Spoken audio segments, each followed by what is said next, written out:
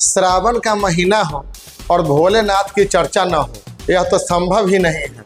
लेकिन मैं यह बताना चाह रहा हूँ, जब भोलेनाथ की पूजा का शुरुआत आखिर हुआ कब से।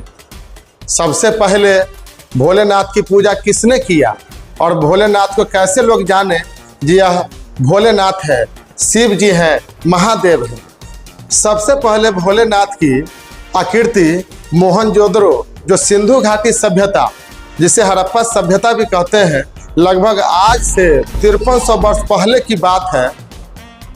उस वक्त मोहनजोदड़ो नामक स्थान से खुदाई में मोहरे में एक चित्र मिला था, जिसमें एक योगी पुरुष साधना कर रहे थे और उनके चारों ओर पशु की आकृति बनी हुई थी, जिन्हें पशुपतिनाथ कहा गया।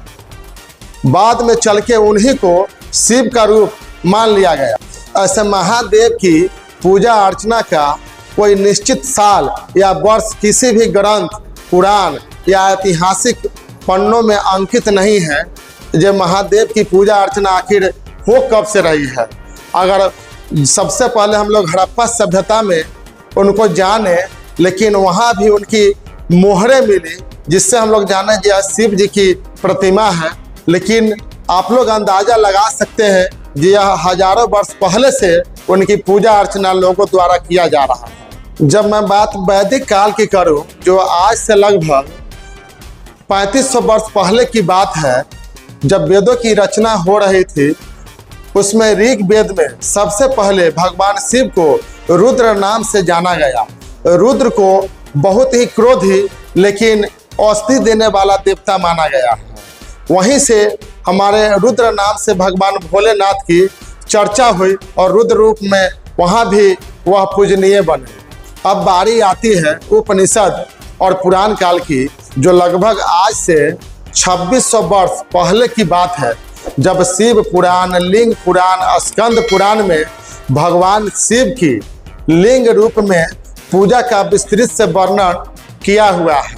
इसी काल में महाशिवरात्रि, कांवड़ यात्रा, लिंग पूजा के रूप में भगवान शिव की पूजा लोग विस्तार से करने लगे। कांवड़ यात्रा का भी प्रचलन इसी काल से शुरू हुआ।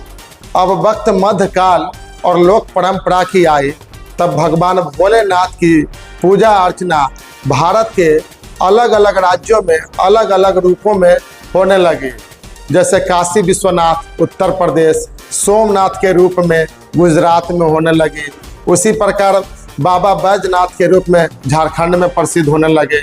यानी भगवान शिव की पूजा अर्चना भारत के अलग अलग राज्यों में अलग अलग रूपों में प्रसिद्ध होने लगी। इसके बाद महादेव सिर्फ धार्मिक देवता ही नहीं, लोक संस्कृति और जनमानस के भगवान बन गए। भोलेनाथ की पूजा आज भी विशेष क्यों मानी जाती है? इसके पीछे एक सिंपल कारण है।